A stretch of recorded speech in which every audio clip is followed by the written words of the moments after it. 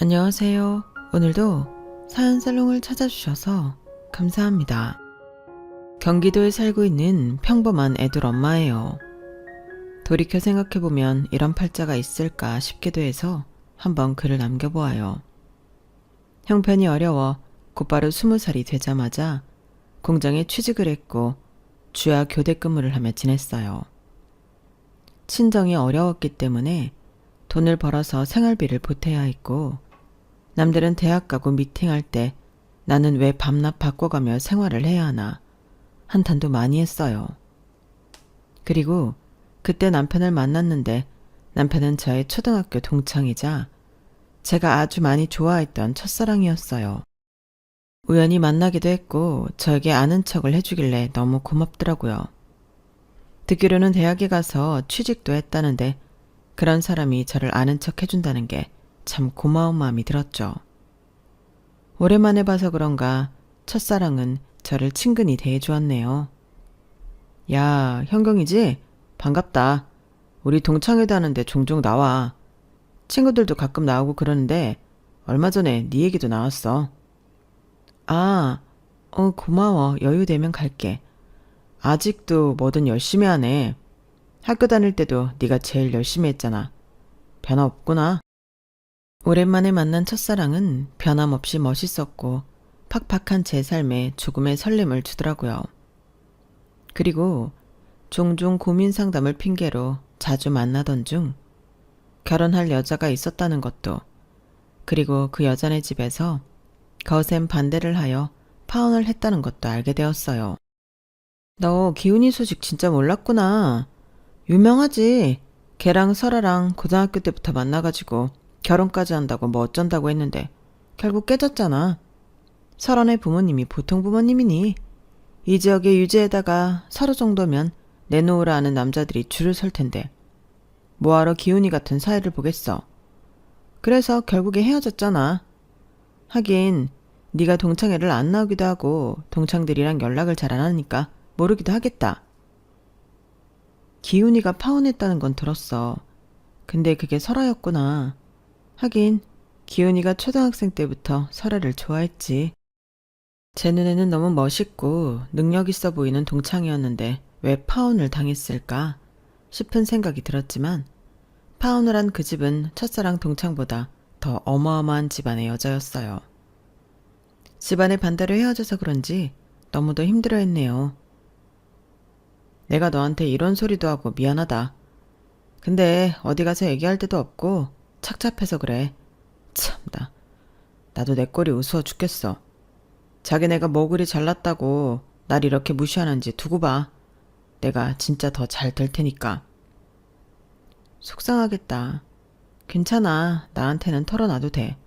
얼마나 속상하겠어.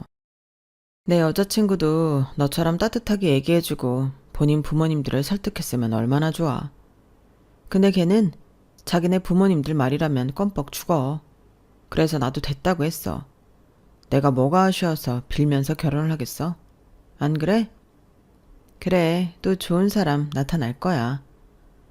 내가 결혼할 사람이 너 정도의 심성을 가졌으면 진짜 좋겠다. 정말? 넌 충분히 만날 수 있을 거야. 너 학교 다닐 때부터 착하다고 소문났었잖아. 결혼은 너 같은 여자랑 해야 하는 건데 그래야 내조도 확실하게 받고 남자 기가 살지. 그게 성공이야. 그래, 고마워. 사실 나도 많이 좋아했어. 뭐 예전 이야기지만 그래도 이렇게라도 털어놓을 수 있어서 좋다. 날 좋아했다고? 몰랐지. 지금 네가 힘든데 내가 이런 말해서 더 혼란스러울 거 아는데 그냥 나도 이 말을 하고 싶었어. 자존감이 많이 떨어져 있는 첫사랑을 보니 괜찮은 남자라고 말해주고 싶었어요. 그렇게 고백을 하게 되었고 마음이 힘든 첫사랑은 저에게 감동을 받았는지 저와 만나보고 싶다는 말을 하였어요.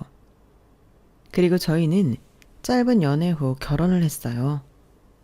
남편은 파혼의 상처가 큰지 씀씀이가 큰 여자는 정말 싫다고 하더라고요.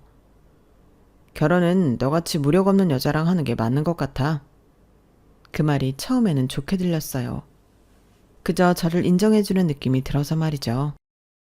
하지만 결혼을 하고 고졸의 공장에서 주야 교대 근무를 하던 저와 착실히 회사를 다니는 대졸 남편이었기에 시댁에서는 저를 두고 말이 많았네요. 남편 또한 전 약혼자에게 집안이 잘 살지 못한다는 이유로 파혼을 당했던 전적이 있었지만 시어머니는 그걸 다 잊으신 듯 했어요. 그렇게 잘난 여자 두고 고작 저런 여자랑 결혼을 해? 참나. 엄마, 잘난 여자가 얼마나 사람을 무시하는 줄 알아요? 나 확실히 느꼈어. 남자는 자기 기 살려주는 여자랑 결혼을 해야 행복한 거예요. 현경이 잘난 건 없지만 그래도 나 하나는 떠받들고 살 거야. 그래도 그렇지. 줄줄이 형제들 딸린 장녀랑 결혼을 했다는 게 말이 돼? 부모도 뭐 하나 변변히 해놓은 것도 없이 쟤는 무슨 복이 있어서 너 같은 남자를 꿰찼다니? 아주 여우 이미 틀림없을 거야. 그만하세요. 이미 결혼했잖아요. 속이 터져서 그렇지. 솔직히 너 파혼만 안 했어도 걔네 집에서 집이며 차며 다 해줬을 텐데 파혼당하고 괜히 저런 애 만나서 네 인생 망치는 거 아닌가 싶어서 그래. 내가 진짜 속상하다. 엄마, 그만해요. 어차피 다 지나간 일이고 이게 내 운명인걸. 아우, 쟤 무슨 복이 있어서 진짜 너 같은 애를 만나니? 제 주제면 같은 주야 교대 근무하면서 매일 돈돈거리는 사람을 만나도 모자르구만. 하여튼 며느리 복이 있을 줄 알았다가 저런 애 만나니까 내가 정말 어이가 없어서 말도 안 나와. 내가 뭐 잘난 게 있어야 설한 애의 명함이라도 내밀지. 나도 잘난 거 없어서 파혼 당했잖아요. 그건 설한 애가 네 진면목을 모르니까 그런 거고. 그렇다고 저런 애랑 결혼을 한다는 게 말이야? 아, 됐다. 이왕 벌어진 일인데 뭘 어쩌겠어 진짜. 부족한 게 많았던 저였기 때문에 시어머니는 저를 탐탁치 않아 했고 이해했어요. 중소기업이지만 탄탄한 회사를 다니는 남편이었고 고작 주야 교대 근무를 하며 생계를 간신히 이어가는 저 같은 여자였기 때문에 시어머니 눈에는 제가 성에 차지 않았던 거죠. 네가 우리 아들 어떻게 꼬셨는지는 모르겠지만 없는 집에서 시집 온 거 알고 있으니까 너 뭐 친정에다 빼돌릴 생각 말아라. 니들 부모도 너 시집 왔으니까 없는 딸로 생각하라고 그래. 알겠어? 아무리 딸이 살림미천이라고 하지만 우리 집 물건이며 돈이 네 집으로 새는 꼴 못 본다. 네, 어머님 걱정 마세요. 저희 부모님 그렇게 염치 없으신 분들 아니세요. 그건 두고 봐야지. 없이 사는 사람들이 뭐 염치 따져? 없이 살면 다 똑같이 근성들이 그렇게 변하는 거야. 됐어. 내 아들이 너한테 내조 착실히 받는다고 해서 결혼 허락한 거니까 내 아들 내조나 확실히 해. 네, 알겠습니다. 그리고 우리 아들이 힘들게 벌어다 준 돈 펑펑 쓸 생각 마. 난 집에서 여자가 남편이 벌어다 주는 돈만 기다리면서 시간 보내는 것들이 제일 한심하니까. 짬 나는 대로 뭐라도 하란 말이야. 알겠어? 네가 알뜰하기라도 해야 내가 널 이쁘게 보지. 마음 아프고 힘든 날이 많았지만 첫사랑과 결혼했다는 설렘은 참 저를 즐겁게 하기도 했어요. 하지만 친구로서는 다정한 친구였던 첫사랑 남편은 결혼을 하고 나니 무뚝뚝하였고 가정을 돌보지 않는 사람이었죠. 그리고 저를 제일 만만히 여기는 사람이기도 했네요. 저는 결혼 후 워낙 동창들과는 아예 왕래가 없던지라 몇몇 지인 빼고는 제 결혼에 대해 놀란 사람은 그렇게 많지 않았어요. 하지만 저와 결혼을 했다는 소식에 남편의 전 약혼자인 동창 여자는 큰 충격을 받았다고 추후에 가장 친한 친구가 얘기해 주더라고요. 남편이 조금 신경 쓰였지만 완전히 끝을 냈다고 했고 본인이 버림을 받은 것이기 때문에 절대 다시 엮일 일이 없다고 하더라고요. 그 사실을 믿었고 제 결혼 생활에 충실하고 싶은 마음이 있었기 때문에 열심히 살았어요. 남편은 그래도 결혼한 지 1, 2년, 신혼 때는 나름 다정한 모습도 있었지만 세월이 지나가니 남편은 정말 남의 편이었어요. 여보, 희상이 오니까 기저귀 좀 갈아줘. 나한테 이런 거 시키냐? 네가 집에서 하는 일이 뭐가 있다고 이런 거 시켜. 그리고 청기저귀 쓰라니까 무슨 일회용 기저귀를 쓰고 있어. 나 손에 똥도 골랐잖아. 그래서 당분간만 일회용 쓰는 거야. 집에서 노느라 남편이 벌어다 주는 돈이 우습지? 그때 내가 너 같은 애랑 결혼하는 게 아니었어. 능력 좀 봤어야 하는데 진짜 외벌이 힘들어 죽겠다. 엄마가 반대했을 때 알아봤어야 했는데 처가가 든든해서 뭐 자영업을 차려줄 정도가 되나, 아니면 아내가 훌륭해서 맞벌이로 내 부담을 덜어주길 하나. 진짜 넌 요즘 여자로서 빵점이야. 내 등골만 빼먹지.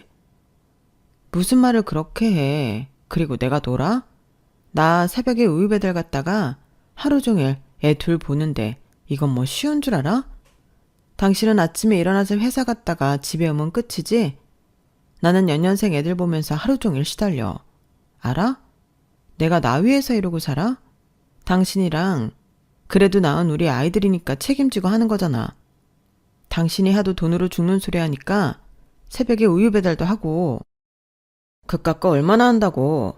애들 어린이집 가면 당장 취직해. 나 진짜 왜 이러고 살아야 하는지 모르겠다. 인생에 낙이 없어. 남편은 비수가 꽂히는 말을 아무렇지 않게 됐어요. 혼자였다면 버티지 못했을 말들이 있었지만 그때는 연년생 자식들이 둘이나 있었고 제가 무너지면 안 됐기에 섭섭해도 꾹꾹 눌러 담았네요. 하지만 커가는 아이들한테 제가 못해주는 부분이 왜 이렇게 미안한지, 아이들이 저처럼 자랄까봐 두려운 마음이 들더라고요. 엄마, 나 태권도 다니고 싶은데 왜 나는 못 다녀? 옆집 형아랑 아랫집도 다니잖아. 아직 어려서 안 된다고 했잖아. 나중에 얘기하자.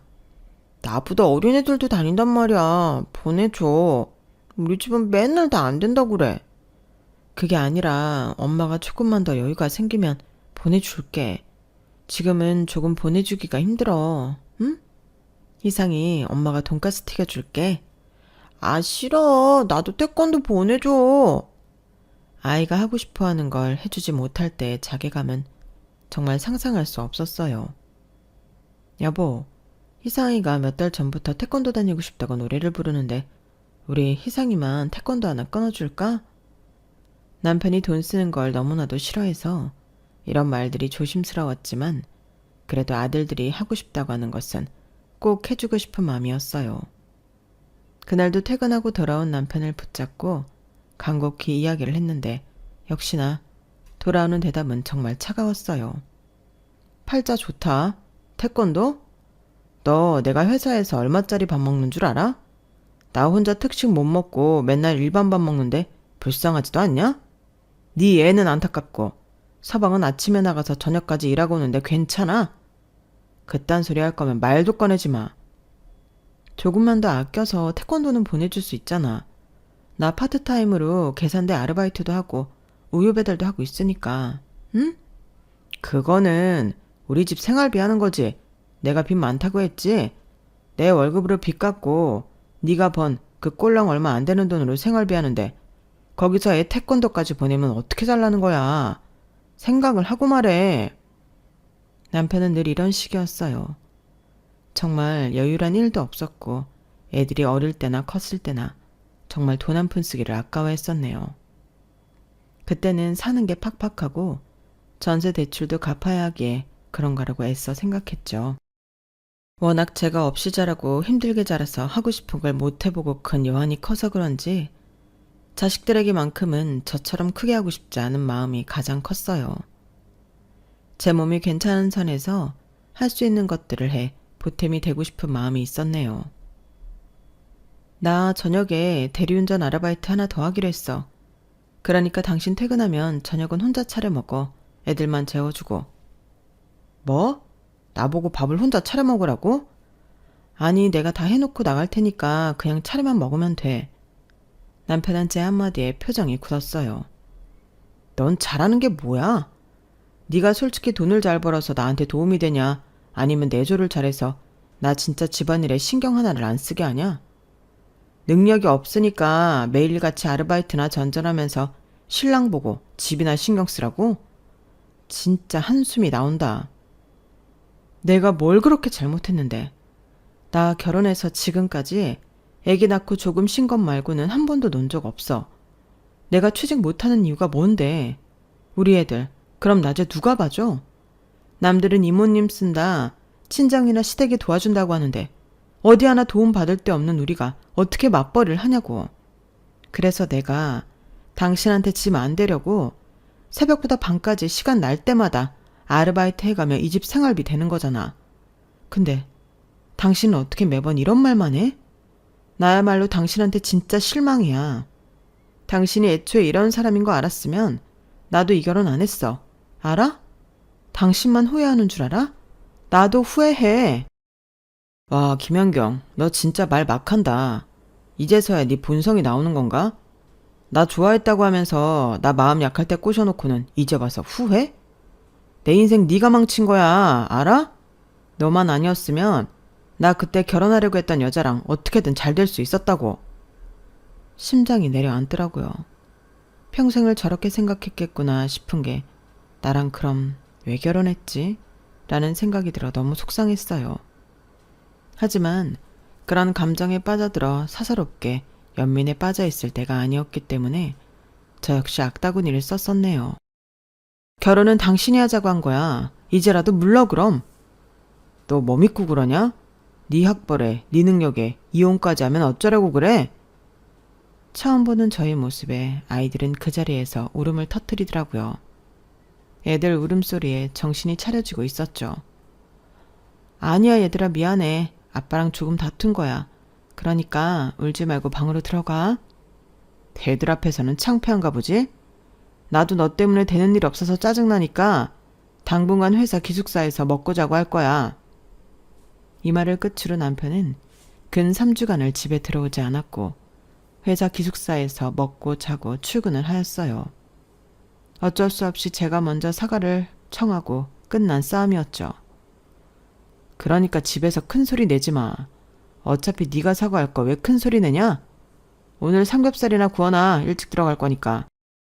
화가 나는 날들이 많았지만 애들만 생각하고 살았네요.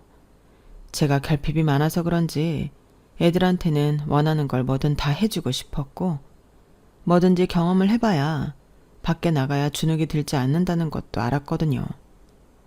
남편은 아이들 교육에 1원 한 장 보태주지 않는 사람이었기에 애들을 학교 보내고 나면 아침부터 저녁까지 이곳저곳 아르바이트를 하며 아이들을 공부시켰어요. 여성 엄마는 아니었지만 아이들이 하고자 하는 건 시켜주고 싶었거든요.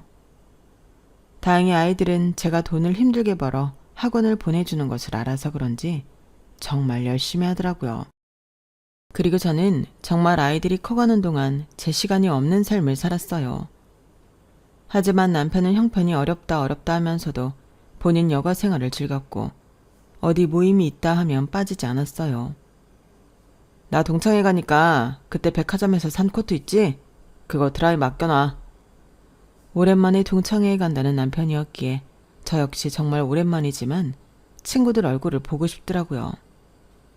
가장 친한 친구 몇 명도 먹고 사느라 바빠 못 봤던 터라 내심 남편에게 이야기를 넌지시 꺼내보았어요. 하지만 제 이야기가 떨어지기 무섭게 정색을 하는 남편이었네요. 나도 가볼까? 오랜만에 애들도 보고 싶고 친구들도 생각나네. 네가 친구가 있냐? 솔직히 너 학교 다닐 때도 형편 안 좋아서 남의 집 반일 다니고 그랬잖아. 애들은 너 기억 못해. 그냥 나랑 결혼했다고 하니까 우리 학교에 그런 동창이 있었어 하는 거지. 무슨 말을 그렇게 해. 그래도 이내도 있고 혜선이도 있다며. 걔네랑은 좀 친했는데. 너 동창회 애들이 어떻게 하고 오는지 나 알아? 네가 낄 자리가 아니야. 너 그러고 오면 내 면이 뭐가 되냐? 변변한 옷 한 벌도 없으면서 동창회 온다고 옷 같은 거 사지 말고 그냥 하던 대로 살아. 동창회에 한 번쯤 가고 싶은 저에게 또다시 남편은 상처를 주더군요. 사실 저도 내심 그냥 꺼내본 말이지만 막상 남편에게 저런 말을 들으니 섭섭하긴 했어요. 그럼에도 남편은 웃으며 보내주었지만 말이죠. 그리고 한참 시간이 흘렀을까? 같은 아파트 아주머니가 저에게 제안을 하나 하시더라고요. 희성 엄마, 이리 좀 와봐. 밤낮 아르바이트 하면서 힘들잖아. 혹시 나랑 같이 보험 설계사 안 할래? 네? 보험 설계요? 그래. 경력 단절주부도 할 수 있다고 내 친구가 한번 같이 해보자고 하네? 근데 희성엄마가 생각나지 뭐야. 내가 희성엄마 열심히 사는 거 하루 이틀 봐? 이거만 잘하면 진짜 억대 연봉이래. 밤낮 아르바이트 하면서 힘들게 하지 말고 나랑 같이 한번 해보자. 에이, 저같이 아무것도 모르는 사람이 어떻게 보험 설계를 해요. 저 자신 없어요. 나도 마찬가지야. 그래도 같이 하면 힘도 좀 나지 않겠어? 나도 혼자 하는 것보다 옆에서 희성엄마랑 같이 공부하고 하면 좋을 것 같아서 그래. 저 같은 무지랭이가 할 수 있을까요? 자신은 없었지만 이런 기회가 아니면 평생 이렇게 살아야 할 것 같은 생각이 불현듯 들었어요. 여보, 나 보험 설계사 한번 해보면 어떨까? 잘만 하면 억대 연봉이래. 네가? 그것도 글 좀 해석할 줄 알고 이해력이 있어야 하는데 네가 할 수 있어? 그리고 내 마누라가 어디 가서 보험 판다고 하면 내가 얼굴을 어떻게 들고 다녀? 당신도 내가 못할 거라고 생각해? 그래. 그리고 그런 건 아무나 하냐? 지금처럼 그냥 시간별로 아르바이트나 해. 너한텐 그게 딱이야. 애들한테도 집중하고. 언제는 돈 많이 벌어다 주는 마누라가 부럽다며. 내가 그렇게 될 수 있잖아. 아서라. 아무나 하냐? 그리고 보험쟁이들이 거기서 거기지. 됐어. 가장 제 편이 되어주어야 할 남편은 제 편이 아니었어요. 그래서 시작했네요. 나도 할 수 있다는 것을 보여줘야겠다 싶은 마음으로 시작했고, 기동성이 있어야 할 것 같길래 큰맘 먹고 적금을 깨 중고차를 구매했어요. 너 미친 거 아니야? 적금을 깨서 중고차를 사? 아, 나한테 말을 해야 할 거 아니야. 이리저리 영업하러 다니려면 버스 타는 게 한계더라. 그리고 내가 한 푼 두 푼 안 쓰고 모은 돈으로 산 건데 뭘 그렇게 화를 내. 두고 봐, 더 많이 벌어올 테니까. 진짜 한심하다. 멍청해도 성실해서 데리고 살아줬더니 이제는 무모하기까지 해? 뭐? 멍청? 그래, 너처럼 대학도 안 나온 무지랭이가 뭘 할 수 있다고 이렇게 허파에 바람이 드냐? 나중에 울고불고나 하지 말고 정신 차려. 너무 속상했네요. 응원받지 못하니 일하는 내내 눈치가 보였어요. 하지만 큰아이가 이렇게 말해주라고요. 요즘 엄마 보기 너무 좋아. 활력도 있어 보이고. 난 엄마 시간별로 쪼개서 아르바이트 하는 것보다 이렇게 아침에 나가서 일하고 들어오는 게 더 좋아 보여요. 그러니까 열심히 하세요. 아들이 이렇게 말해주니까 너무 고마운데 그래도 엄마가 전처럼 신경 못 써줘서 미안해. 아니야. 이제 우리도 알아서 다 앞가림은 하는데 뭐. 학원도 알아서 갈 수 있고. 그러니까 엄마도 하고 싶은 거 하시면서 사는 게 좋은 것 같아. 아빠는 맨날 골프다 동창회다 안 나가는 데 없이 다 가는데 엄마는 한 번도 일할 때 빼고 나간 적 없잖아. 우리 아들 감동이야. 엄마가 아들들 하나는 기가 막히게 낳았다니까. 내 모습이 당연하게만 느껴질 줄 알았는데 그동안의 제 노고를 아들들이 알아주더라고요. 큰아들이 응원을 하니 조금 더 열심히 하게 되었고 나름 적성을 찾은 것 같았네요. 야, 희성엄마 능력 좋다. 아는 사람도 별로 없다면서 어쩜 이렇게 영업을 잘해? 다 언니 덕분이죠. 소개도 많이 시켜주셨잖아요. 감사해요. 그야 희성엄마가 너무 열심히 하니까. 그리고 사람들한테 들어보면 신뢰가 엄청 간다고들 하더라고. 처음 시작한 보험 영업은 정말 재미도 있었고 돈벌이도 되었어요. 매일 시급제로 받던 일상에서 갑작스럽게 월급으로 큰 돈이 찍히니 실감이 나지 않으면서 정신을 더 바짝 차려야겠다고 생각이 들었네요. 그리고 염치가 없지만 보험을 판매하다 보니 연락이 끊긴 동창들에게도 연락을 하게 되었어요. 어머 현경아, 이게 얼마만이야? 마침 나 보험 들어야 하는데. 아니 왜 네 남편은 너 보험한다는 거 얘기를 안 해? 우리가 그날 동창회에서 보험 얘기 엄청 했거든. 너도 나왔으면 좋았을 텐데. 아, 내가 뭐 애들 챙기고 하다 보니까 나가지 못했어. 그래도 이렇게 연락했는데 기쁘게 받아줘서 고맙다 정말. 너랑 나랑 좀 친했어? 안 그래도 너랑 연락 끊겨서 속상했어. 너 결혼식 날 보고 네 남편한테 네 연락처 알려달라고 해도 바쁘다고 딱 잘라 거절하더니만. 아, 그랬어? 미안해. 먹고 사느라 바빠서 연락을 못했지. 그런데 이렇게 보험 핑계로 염치 없이 연락을 했네. 아니야, 진짜 고마워. 그리고 덕분에 좋은 보험 들게 돼서 좋아. 아, 또 너한테 해주고 싶은 얘기도 있었어. 나중에 천천히 자주 만나면서 얘기하자. 오랜만에 연락을 해도 반갑게 받아주던 친구들이었어요. 형편상 자주 보지 못했지만 영업을 한다는 것으로 친구들을 보니 참 좋은 마음도 들었네요. 친구의 친구가 보험을 소개시켜주고 또 그 지인이 보험을 소개시켜 주었어요. 집에서는 인정받지 못해도 밖에서는 참 인정을 받았네요. 그렇게 기분 좋게 한참 일을 하고 저녁이 되어 집에 돌아왔는데 오랜만에 시어머니가 와 계시더라고요. 어머님 오셨어요? 연락하셨으면 일찍 와서 뭐라도 만들어 놨을 텐데요. 너 뭐하고 다니는 거냐? 어? 그 옷 꼬라지하며 머리는 염색? 참나, 이러고도 네가 애들 엄마야? 네 신랑은 뼈 빠지게 나가서 일하는데 너는 그러고 돌아다니고 싶어? 희상이비 말로는 뭐 영업인가 보험 이런 거 한다는데 그런 허황된 꿈을 꿀 때야 네가? 어머님, 저 그래도 열심히 하고 있어요. 수입도 아르바이트 할 때보다 훨 낫고요. 희상이 아빠한테 최대한 기대지 않으려고 저 이렇게 일하는 거예요. 됐어. 다 때려치고 다시 아르바이트 해라. 그래도 여자가 집에 있어야지. 네가 서방보다 늦게 들어오는 게 말이 돼? 너 엄마 말 들었지? 당장 그만둬라. 어머님, 저 당장 못 그만둬요. 그리고 이제 나도 이렇게 일하면서 살 거야. 아니, 네가 이래서 나한테 뭐가 좋냐고. 어차피 이 집 생활비야 네가 원래 아르바이트해서 냈던 건데 뭐가 달라져? 애들 하고 싶다는 거 하나라도 더 해주고 우리 애들 신발, 가방 이런 건 생각도 안 해? 당신이 집에 돈을 한 푼도 안 쓰니 뭘 알기나 해? 애들한테 돈이 얼마나 들어가는지?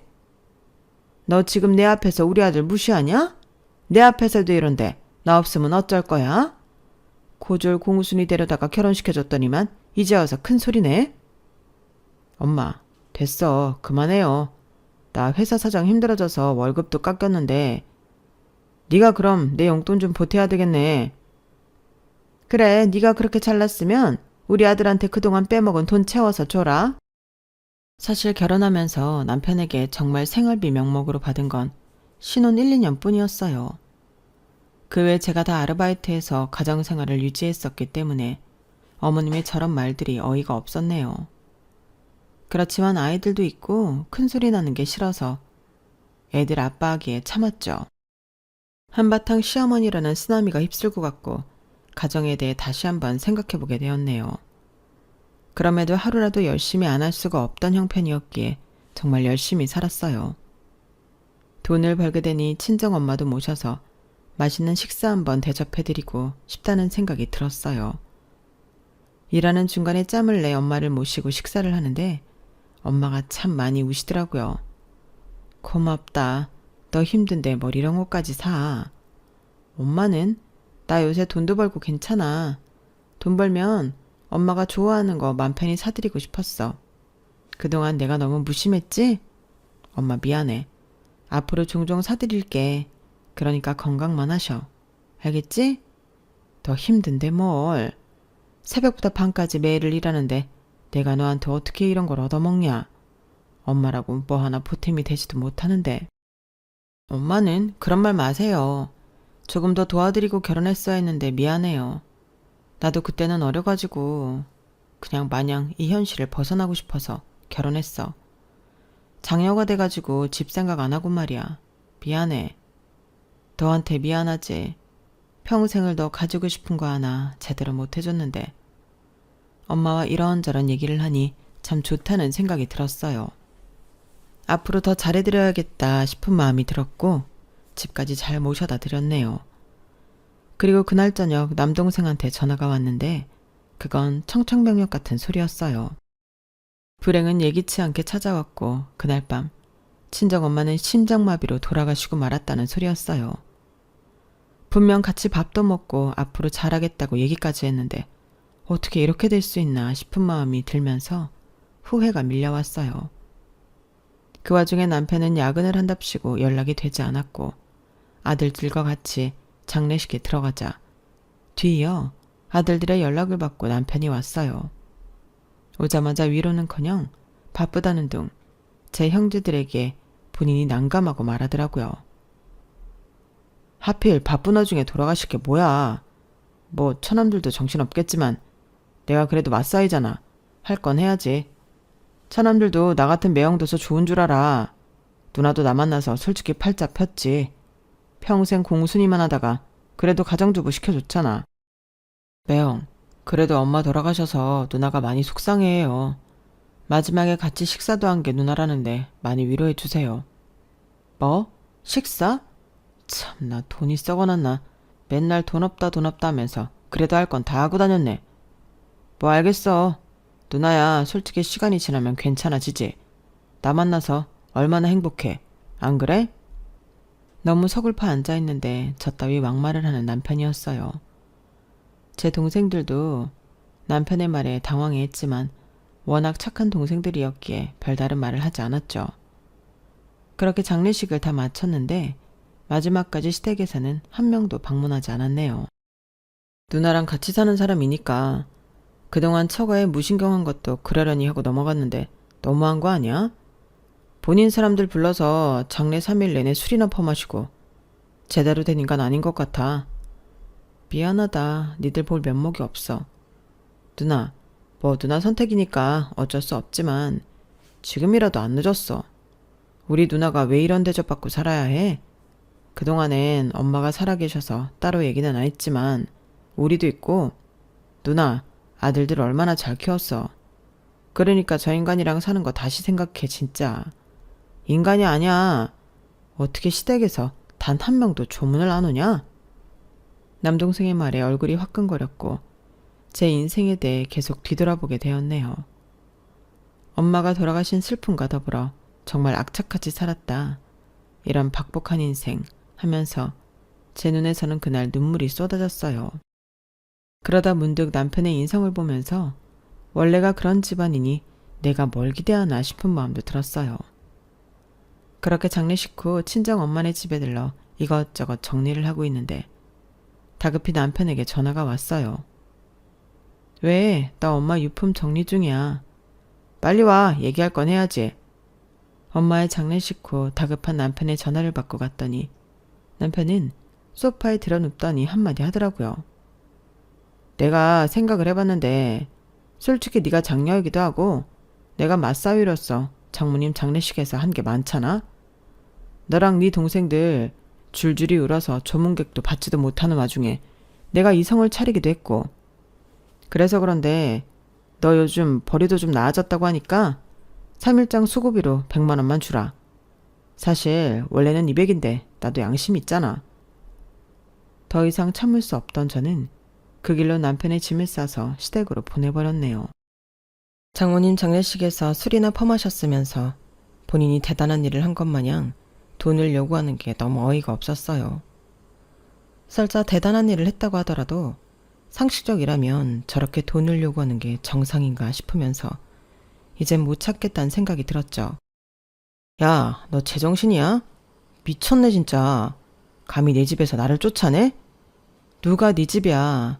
나랑 아들들 다 같이 나갈 거고 이 집도 곧 전세 만기야. 알지? 나 도저히 너 같은 인간이랑 못 살겠다. 내가 이걸 언제 쓰나 하면 생각만 했는데 이젠 써야겠어. 아니, 너 나 미행하냐? 미행? 내가 그렇게 한가한 사람인 줄 알아? 네가 어떻게 살았길래 하나같이 너랑 친하다고 하는 사람들이 너한테 이런 걸 알려주니? 너도 참 인생 더럽게 살았다. 하긴 너 같은 인간을 누가 친구로 생각해?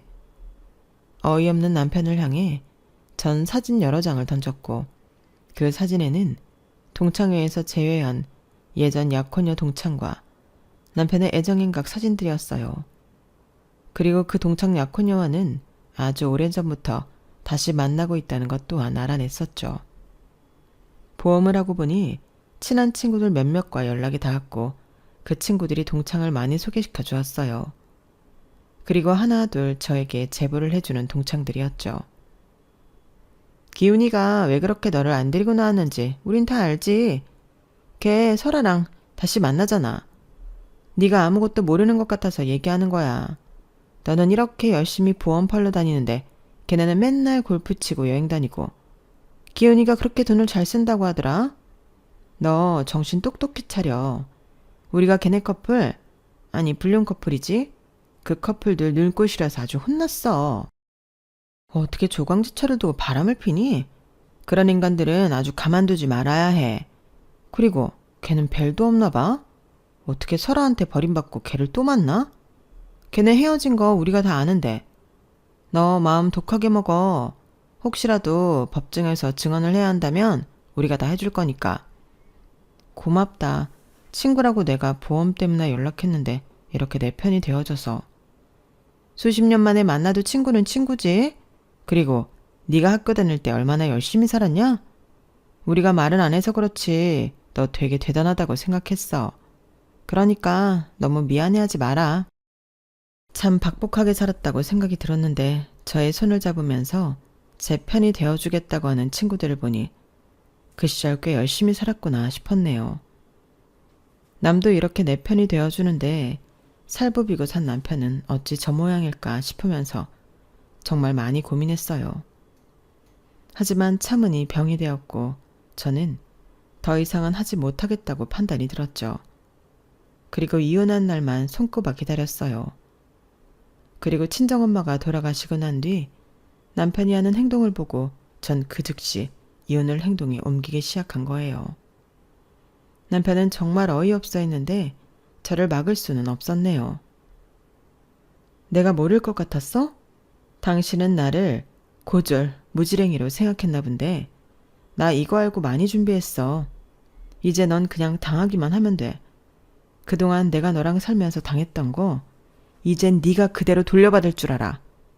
뭐? 이혼? 너 그런 거 할 용기나 있어? 요즘 돈 좀 버니까 눈에 뵈는 게 없냐? 그리고 설아랑 나는 그냥 서로 안식처가 되어주는 친구 사이일 뿐이야. 걔네가 뭘 오해해서 너한테 그딴 말을 짓거렸는지 모르나 본데 착각하지 마. 이혼도 뭐 좀 되는 사람들이 하는 거니까. 그래, 날 끝까지 바보 취급하지? 너 애들 볼 생각도 마라. 어차피 너한테 애들은 타격도 없을 테지만. 남편은 코웃음을 쳤지만 전 계속해서 이혼 소송을 이어나갔어요. 상간녀 소송과 함께 그동안 받은 돈도 없이 혼자 아이들을 케어한 점을 증거로 많이 들이밀었네요.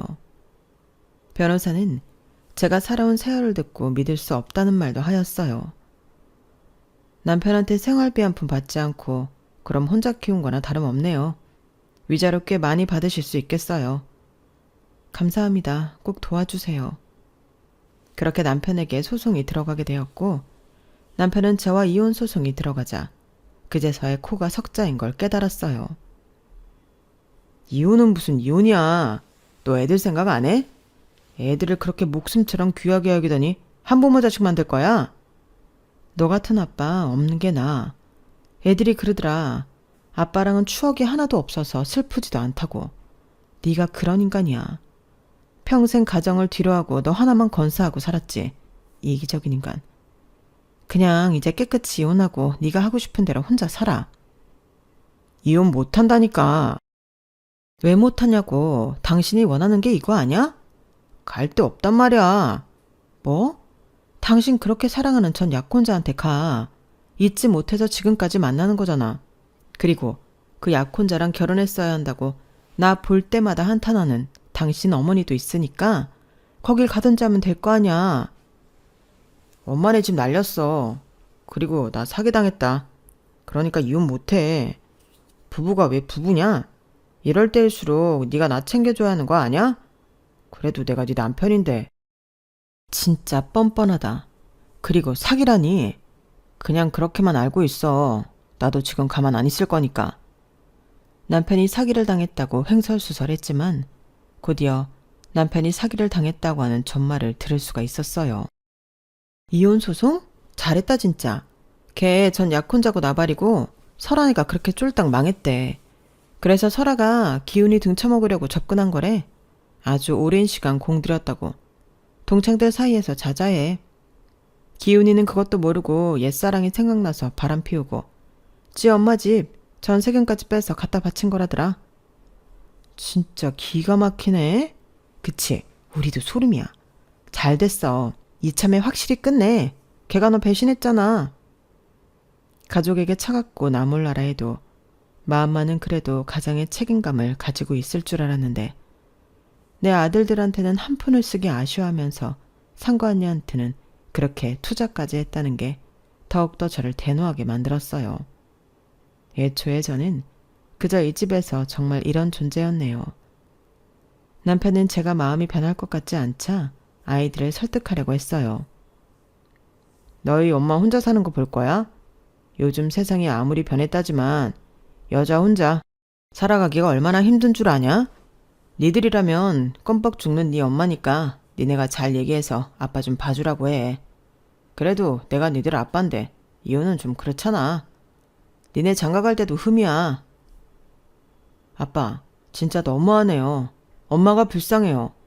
우리한테 관심도 없고 엄마한테 매일 차가웠던 아빠면서 이제 와서 엄마 보고 이혼을 하지 말라니. 저희는 오히려 찬성이에요. 엄마가 행복해지는 걸 제일 바라니까. 그러니까 저희 설득 마세요. 얌마, 네가 그래서 신씨지 김씨냐? 어떻게 엄마 편을 들어? 하여튼 니들 엄마는 애들 교육을 왜 이따위로 시킨 거야? 우연히 그 소리를 듣고 눈에 뵈는 게 없어 남편을 처음으로 두들겨 팼어요. 네가 사람이야? 애들 교육을 네가 운운할 자격이 있어? 평생을 알아서 살라고 했으면서 이제 와서 아빠 행세? 웃기지 마. 나 너랑 이혼할 거고 마음 안 변해. 바람나서 가정 다 버리고 네 새끼들한테 쓰는 돈까지 아까워했으면서 애들한테 뭘 바래? 아! 여자 손이 왜 이렇게 매워? 야! 나 신기훈이야. 네가 그렇게 죽자 사자 좋아한 신기훈. 내가 미쳤지. 눈이 삐었어. 그때 너랑 결혼하는 게 아니었는데 이제라도 내 인생 살 거니까 너 엄한 일에 힘 빼지 마. 속이 후련했어요. 돌아가신 엄마가 주신 기회 같았네요. 그리고 결국 법원에서는 저의 편을 들어주었고 위자료는 꼴랑 2천만 원밖에 되지 않았지만 남편은 가정도 잃고 모든 것을 다 잃었어요. 그래도 애들 아빠인데 이렇게 할 수 있냐? 너 서운하고 화난 거 알겠으니까 그만하고 기훈이 받아줘라. 애미야, 나도 너한테 미안했어. 어?